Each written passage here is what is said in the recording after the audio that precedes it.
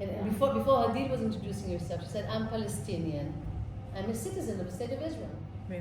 Right? It's like I'm a Palestinian citizen of Israel, and it's like if we could just be in a place where we can play with the question: Am I an Israeli Palestinian or a Palestinian Israeli or a non? You know, I'm a half Arab Jew. You know, and it's so strange that we left that it's fine to be, you know, a Polish Jew, and we have no problem with that, despite of everything that happened in Poland.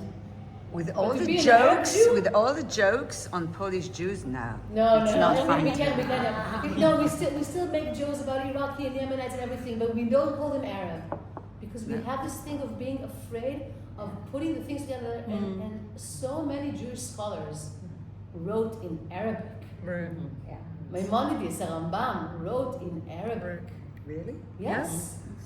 Yes, Sa'adi Gaon wrote in Arabic. I mean, Arabic is a Jewish language, and so this is something that I just learned that Ehud Banai also is Palestinian, basically, right? And everybody is a mix.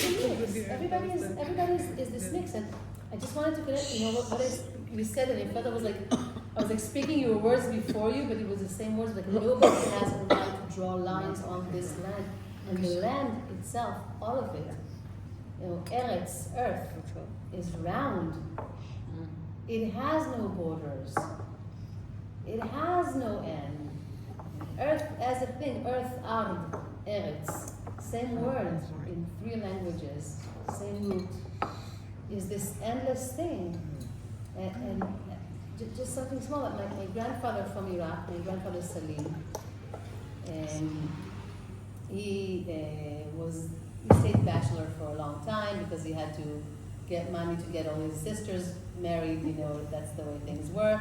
And he worked for the British Railway Company in Baghdad, so he had a rail pass. And I have photos of him as a young man in Cairo, in Istanbul, in Tehran, everything, just free on the train. Right. And this knowledge that it's not like, it's my grandfather. It's someone I personally knew. He was living in a world where you can get on a train in Baghdad, stop by in Damascus, stop by in Beirut, stop by in Haifa, go to Yafo, go to Gaza, go to Cairo, go to Alexandria. This is, and when I was, I think, 20-something, when I understood this about his life story, and then I felt like my mind go like a zoom out on this entire region, and there's like a timeline running, and I'm zooming out 3,000 years, and the timeline is running, and there are like men coming and drawing a line here, and then erasing that line, and drawing a line here, and building a wall, and destroying that wall. And it's like drawing lines on this map and saying, this is now it. And it's only that because God says. And it's concrete. And it's concrete, and God has something to say about it. Wow. And yet I think it's like allowing ourselves to be free of that story is the necessary start for any future that's different.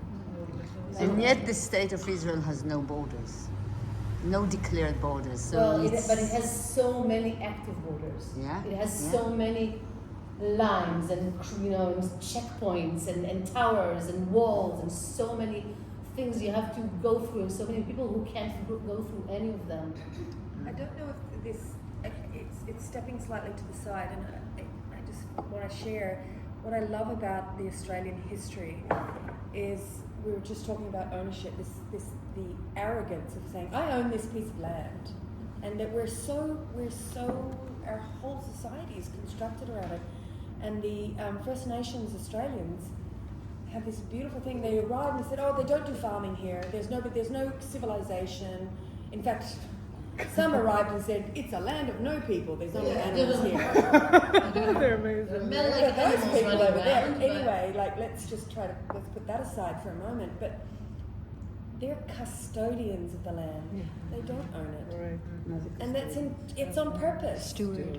Which meant that you can move with the weather. So right now in Australia, my hometown and all of my belongings and everything were just with Cyclone or Alfred coming in. And everybody's freaking out about the water, the king tide and the water and everything.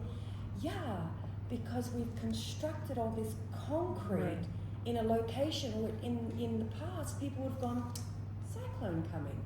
we'll just walk this way and we'll just leave or the weather's too hot right now. That's okay. We travel across the land to the cooler area. I know that it's slightly off track, but that concept, so many problems, and I know it's not just about land, but First Nations Australians are very attached to their land, but it's a moving attachment. And as they travel to other lands, when it gets overly, they've realised they've maybe fished for too many of the mussels in the sea, and their middens are too high, and the sacred man comes along and says, no, the midden is too high, we've farmed too much, we've taken too much from the sea and the land here, we have to now move on. They come with a stick and they ask their neighbours, can we pass through your land? And they give them a mark and you can pass through our land. Hallelujah. Don't you love that? That it's not, and it's not their land. They don't think of it, it's mine, you're not allowed on it. And You don't have a right to say no. And You're how custodian. infectious it is. Pardon? In Jewish synagogues, so I know in American synagogues, you would have sometimes, there's going to be a blessing for the state of Israel, sometimes, and there's going to be maybe a blessing for the United States of America, right? Yeah. It's about a country. Yeah. Whereas in Australia, the blessing is for the land. The blessing that was written by rabbis in the progressive shuls that I was in was for the land. And there is the custom of, presenting where you're from or where you're speaking from, is saying I'm here. It might be a suburb of Melbourne, but I'm on the traditional land of this particular tribe. It's a recognition of roots. Yeah, it's beautiful. So let's just a second. I just want to say that I'm conscious to the time and to our exhaustion, and I still want to hear Marie, and I want to hear Hadil, and I want us to cook something here that we can go with some vitamins of memory of why we're here tonight and who are we what is the gift that we are serving each other tonight. So I'm just putting that here as There are also sweets on that table.